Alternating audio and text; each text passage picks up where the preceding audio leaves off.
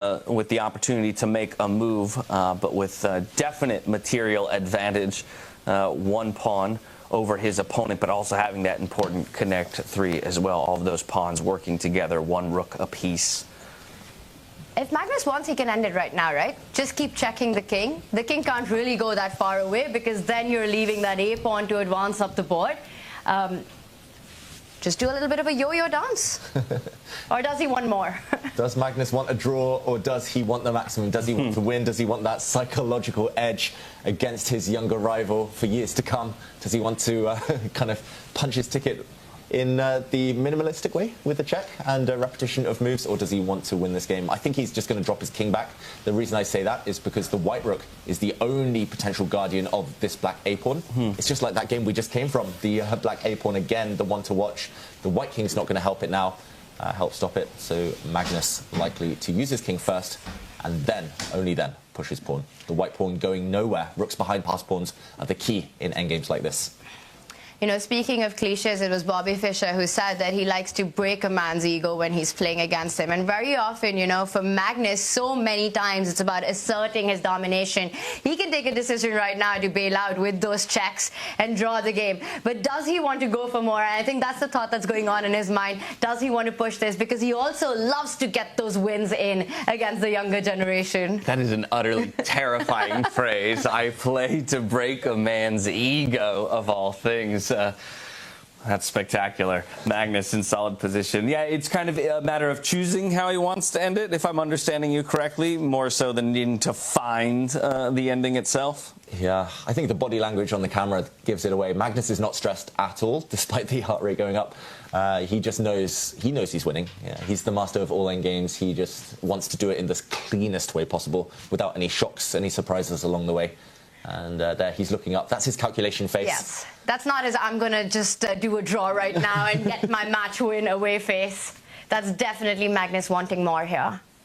Oh, he pushes his pawn. And he does want more. Push. Okay, the white rook will now step across and stop that pawn's advance, or at least force that pawn one square further, but keep an eye on the pawn. Well, he does have the idea of getting that pawn one step forward and, like you said, defend it with the rook and then find a way for the black king to come closer to that pawn to assist it. You know, you've got this break with the b pawn moving one step ahead and creating a pathway for the king to sort of join the party and assist that pawn to promotion square. Is that an idea that Magnus might have in mind? It's very possible. Normally, I'm really reluctant to kind of break the pawn structure and allow an exchange here. Black's pawns would be separated, but kings and their activity is all important in the endgame. So Magnus's king might be the shepherd for the black pawn that's running down the board. It does feel like Nodirbek being a pawn down here, just not with quite enough resources left to hold on. So just to show that we're trying to find a way to give permission to that black pawn to make the extra and final step to the promotion square. The response expected right now is for the white rook to slide over. Pointing at that a-pawn. Of course, a-pawn gets one extra move, stepping into its own defense by lining up with the black rook. And then as you're talking about the next move for black, looking to push that b-pawn forward, offer the trade. King retakes, also offering a quicker route in defense of the pawn in the ultimate promotion. Pretty much, and we might see that unfold. There's multiple ways here for Magnus. He could still give some checks. The black king could still enter the position. Yeah, he first chooses to give a check. There was just one trick I should mention. If the black rook had not moved, if the black pawn had stepped forward, then white could have actually taken this pawn and saved the game, because the black rook now cannot take without a promotion on the other side. Without promotion. And the black rook could still take the white pawn, but actually 2 versus 1, if neither of them have a clear run through, this is a well-known draw. So Magnus had one trick to avoid. He didn't push his pawn forward. That would have been a deflection tactic. First he gives a check, and when the white king retreats, I think he's going to bring his own king in and close in for the kill.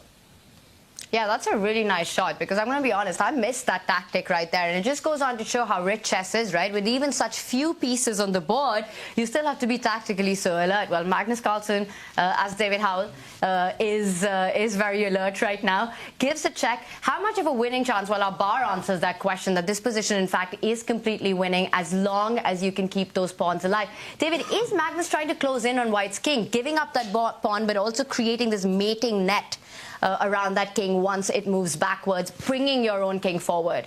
Yeah, just to point out, it is windy out. It is windy outside. We have Jan Butner with us outside. He's just been picking up a tree that was blown over by the wind. Braving the winds, the brisk winds here at the Weisenhaus Resort. But of course, all the players and ourselves comfortably tucked away in our respective booths with wonderful playing conditions, wonderful casting conditions as well. And just to show Tanya's point, I think this is actually going to unfold, so I won't necessarily make the moves on the board, but we'll see from the wild number one, the black king step forward. That was the whole point behind forcing the enemy king back, its counterpart. And next move, there will be another check to the white king, which will be pushed onto its back rank, and eventually the black king will sneak its way in. Well, as that idea, and if white was to take that pawn on... which is hanging right now, undefended. David, to your point, I don't think Magnus even takes a breather of capturing the g-pawn, and we might see this being played out. Is Magnus going to give a check right now of first pick up that pawn, which he can, because look at how misplaced, and he does that, how misplaced Nodirbek's rook is, right? It can't really drive away black's king. There are no checks to be given. So it gives Magnus just that one tempo to grab material and come back in with that check and enter with the king on the next move. And while we stay here and continue to watch Magnus find his way to a victory, I do have another result that I can make the viewers aware of in our 9th place match. It's Levon Aronian who will come away with the 9th place victory overall, as it happened with a draw today. But coming in 1-0 advantaged, only needed that draw in order to wrap up 9th place, that extra circuit point. So congratulations to him on a solid finish in this elimination and 9th place match. Yeah, spectacular game, that one. If it were one of the quarterfinal matches, I think we would have been focused all of our attention there. But yeah, congratulations to Levon, ending a tough few days on a high. And in the meantime, this is a check. The white king is going to be forced onto its back rank. There is a hit on black's pawn, so black will step that pawn forward. But essentially, it's just the differential in king activity plus the extra pawn. Those two factors combined mean that Magnus is going to win this game. It's always in the end game. It's the Magnus touch, right? That's also the decision that Gukesh took in his match against Magnus earlier on in the round robin, where he traded queens off. Oh, wow. He does pick up that pawn, so he doesn't advance it, and now there's just one pawn remaining. And usually when the defender's king is in front of that pawn, it's holdable, but not in this case, and that's because of the piece activity. Magnus is threatening checks, and Nodirbek decides not to suffer anymore. Handshakes, Magnus with a 2-0 victory goes into the semis. He understands Magnus in this position, has the ability to bring him to his knees, offers the resignation, and it will be Magnus Carlsen up 2-0, taking the best of two and securing his ticket into the semi-finals. Only 2 more games left to be decided for Nodirbek. He will drop down in the bracket and look to compete for a future placing. And what a win that was with the black pieces. Once again, you know, Magnus just playing it out till the end. He always wants the maximum out of any game, regardless of the tournament situation, regardless of the match situation. We've seen him do this time and time again. Well, number one, I want to say for a reason right now, as he goes into the semi-final, joining Fabiano Caruana there, but there's fight still on. Javokir Sindarov in a very difficult endgame.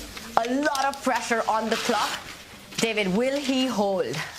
It does look like Javokir is doing all the right things to hold his game, maybe go to playoffs potentially, but in the meantime, big update that Vincent Keimer is on the brink of the semi-finals as well. He's got a big advantage suddenly against Alireza